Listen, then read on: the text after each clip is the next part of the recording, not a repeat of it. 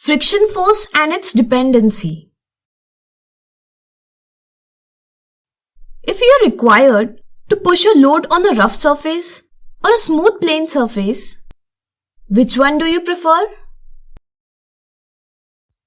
Of course, you will prefer later. Why is it so?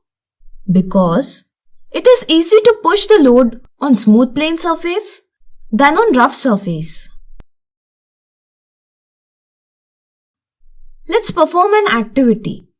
Put a book on table and give a gentle push to it. What do you observe? Repeat the same but in opposite direction. Does book stops this time also? You will observe that when book is pushed gently, it moves forward in direction of applied force and stops after some distance. If same is repeated in opposite direction, again the book moves in the direction of applied force and stops after some distance.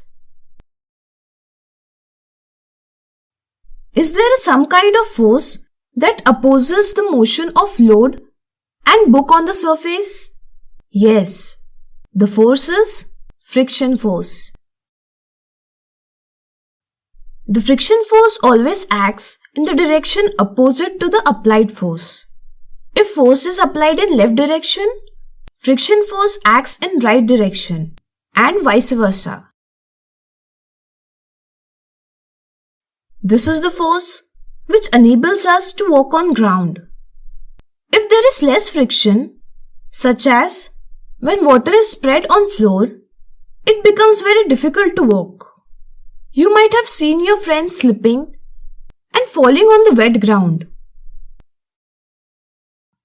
This is because of less friction due to water between the shoes and the surface. Since this force involves contact between the force exerting body and the body on which action is happening, therefore, this is a contact force. Having understood the idea of friction force, let's now understand on which factor it depends. Nature of the surface. Smooth surface offer less friction, while rough surface offers greater friction. Let's perform an activity to understand this. If you are still not clear, let's perform another activity. Why do a surface offer friction? Well, surface always have irregularities. Even if surface is looking smooth, still it have irregularities. These irregularities lock into each other.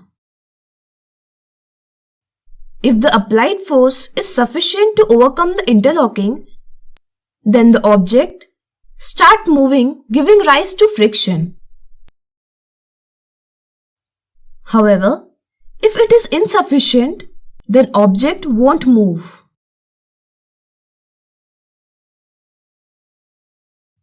The second dependency is the extent to which surfaces are pressed upon each other. Displacing a weighted object is difficult as compared to empty object, isn't it? Recently, you have learned that friction is caused due to interlocking of irregularities in the two surfaces. If the surfaces are strongly pressed over each other, like in case of loaded box, the extent of interlocking should be higher, and thus friction has to be higher.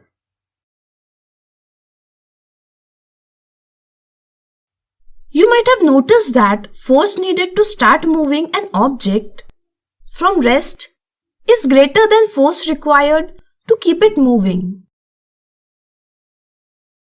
It is because at rest, the irregularities between surfaces are well locked, and to break such locking, higher force is needed.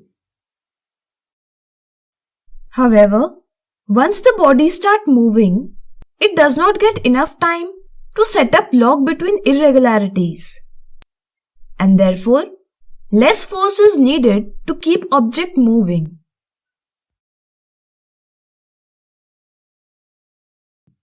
Based on this fact, we can classify friction in two types: static friction and sliding friction.